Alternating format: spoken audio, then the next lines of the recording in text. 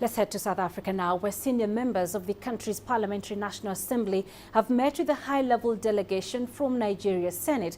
They discussed a number of issues, including matters of mutual interest and strengthening existing ties. They also spoke about the recent tensions and xenophobic violence, including a reprisal attack against the MTN property in Nigeria. Our countries have related with one another historically, and therefore we cannot allow those good relationships that have existed historically to suffer as a result of anything that happens and done by or alleged to have been done by our nationals.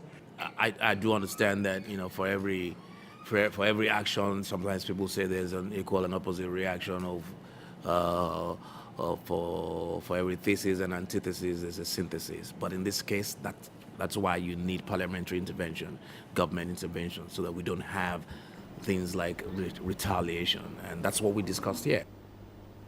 Well, earlier we spoke to Adetuni Omotola. He is the founder of the Guild of Nigerian Professionals. We started by asking him how much xenophobic attacks on Nigerians have affected ties between South Africa and Nigeria. Look, it's always good when you see top officials of countries meeting to discuss issues that affect their citizens or their country.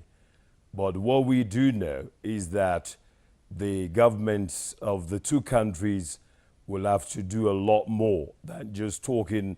The niceties are great. Well, if you know how South Africa is structured, the Nigerians that live all over the country, and many of them do not feel safe.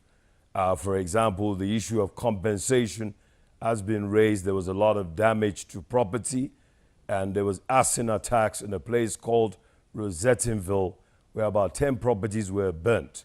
So the victims of those attacks will want compensation. If that is not done, people are not going to be happy. And about 97 Nigerians were deported about 2 weeks ago, just after the attacks.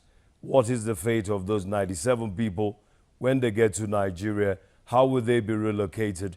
What exactly were the crimes that they committed? So it's nice to have ministers saying nice things on television, but the people want action.